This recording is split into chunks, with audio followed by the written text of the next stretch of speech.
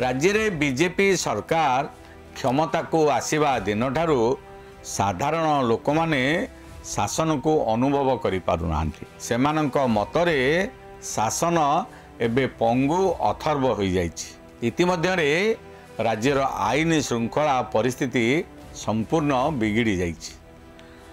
मुख्यमंत्री एवं तांको दल देइथिबा प्रतिश्रुति केवल सुभद्रा योजना को छाड़ीदे आउ कौनसी कार्यकारी हो पारुना।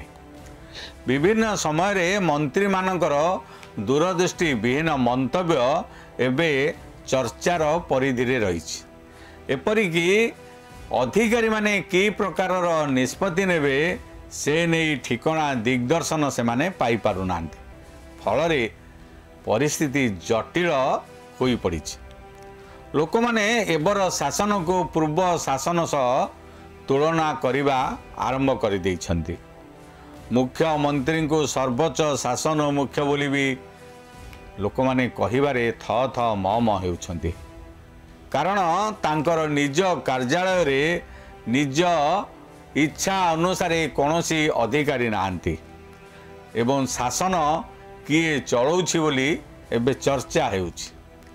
मुख्यमंत्री कार्यालय रे अधिकारी मानकर बारंबार परिवर्तन यही अभियोग को आहुरी स्पष्ट करुछि।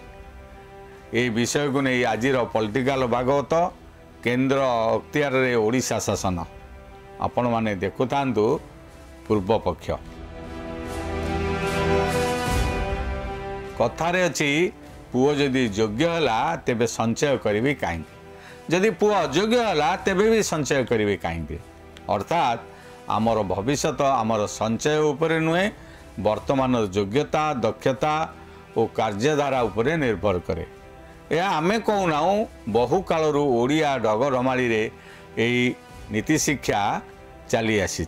आज ये कथाटी ओडिशा सरकार कारोबार सह संपूर्ण मेल खाऊछि। जून 12 तारिख 2024 मसीह मुख्यमंत्री सह मंत्रिमंडल शपथ ग्रहण करथिले। या पूर्वर विधायक मोहन माझी को केंद्रीय नेता माने मुख्यमंत्री बोली घोषणा करथिले। एबे भी से आमर मुख्यमंत्री होई रहिछन्ति, किंतु निष्पत्ति सेही केंद्रीय नेता मानक द्वारा निया जाउछि बोली एबे चर्चा हेउछि। एपरिक मुख्यमंत्री निज पई निजर क्षमताशाली कार्यालय रे आवश्यक अधिकारी मानकु पाई पारुनांती कि नियुक्ति करि पारुनांती। अर्थात मुख्यमंत्री कार्यालय रे अधिकारी अदल बदल एबे भी लगी रही। शासन 1 वर्ष पूरीबाकू बसिलानी, किंतु कार्यालय रे अधिकारी भितर प्रतिबद्धता संपन्न बंधन बा घनिष्ठता विकसित हो पारुना। फल सेमाने राज्य शासन को दिग्दर्शन देवे केमिति बोली एबे प्रश्न उठिबारे लागिछि। नेतृत्व शक्त नहेबारु अनेक समय किछि कुजी नेता निजको मुख्यमंत्री परामर्शदाता केंद्र मंत्री एजेंट बोली कही स्वच्छ शासन रे बाधा आणुवा अभियोग हेउथला। एमिति 2 जन नेता एबे आउ तृतीय महला रे प्रवेश अनुमति मिलुना। किंतु अधिकारी भितर नेतृत्व सृष्टि नहेबारु केवल दोष लदालदी रे प्रशासन काम अटकी रहुछि। मुख्यमंत्री कार्यालय रे एमिति उत्कट अवस्था देखिबाकू एबे मिलुछि। एठारे ओडिया अधिकारी मानकर आधिपत्य रही, किंतु किए केतेबेले का को नियंत्रण करुछि ता जणा पडुनाई। क्षमता को आसीबा परे एई कार्यालय रे जे अधिकारी माने पूर्वरु थिले सेमाने बिजु जनता दलर मुख्यमंत्री अत्यंत निकटतर थिले। सेमानंकु ए सरकार आस्था को न नहीं एक नुआ टीम गठन करने को चाहिए। आउ यही पुनर्गठन प्रक्रिया 3 मास चलला। 3 मास पर किसी अधिकारी कार्यालय नवीकरण है। तथापि जो अधिकारी को विभिन्न परामर्श पर एठाको अणागला सेमानंकु भितरु अनेक बीजेडी भावधारा प्रभावित होउथिबा अभियोग भी आसला। एपरिक मुख्यमंत्री अपेक्षा सेमाने बेसी विरोधी दल नेता और तत्कालीन मुख्यमंत्री नवीन पट्टनायक डाहाण हाथ कहुआ भैरव कार्तिकेयन पांड्यान निकटतर थिबा अभियोग भी आसला। एणु तांको बदली करागला। पुणी तांको बदले जहाँ को अणागला से अधिकारी माने भी समान व्यवहार कले। अर्थात मुख्यमंत्री दिग्दर्शन अनुसार कार्यक्रम मेल खाइला नहीं। एणु स्वतंत्र भाव मुख्यमंत्री कार्यालय नियुक्ति आसीथिबा अरिंदम डाकुआ को पुणी थे बदली करागला।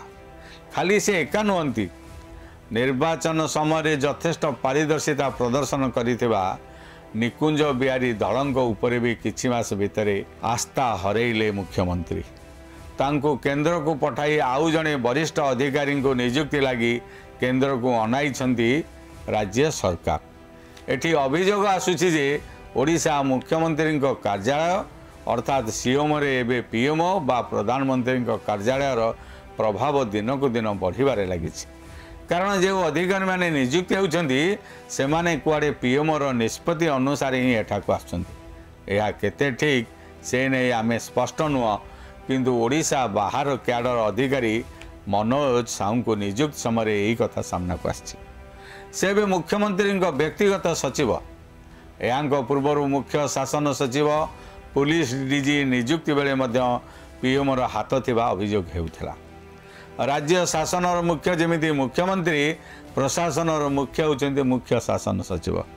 हेले राज्य रे मुख्य शासन सचिव एबे ठिकारे नियुक्ति होइछन्ति।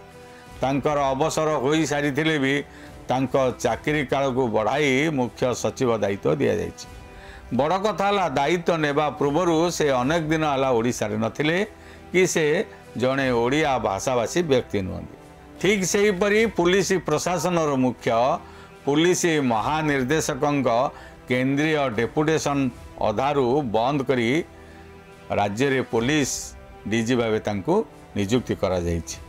ओडिया अस्मिता कही आंदोलन आरंभ करितबा एई बीजेपी पाखरे ओडिशा रे प्रशासन चले को ना पुलिस ना साधारण प्रशासन रे ओडिया अधिकारी न मिलिबा चर्चा को एबे खोराक दोगाइछि। अवश्य राज्य रे भल सरकार प्रचलन पई केंद्र सह तालमेलर आवश्यकता रही, किंतु प्रतिटी मामला रे केंद्रर परामर्श एबे हस्तक्षेप सदृश परिलक्षित होइछि। एथिरे दोष कार बोली जदि प्रश्न करा जाए, उत्तर रे पुणी एक ओडिया ढग सामना को आसीबो, ताहा हैला हातर सुना जदि भेंडी तेबे कहिबी काहाकू। एइठी शेष करुछि आजिर पॉलिटिकल भागवत। केमिति लागिला मतामत निश्चय देबे। रहुछि, नमस्कार।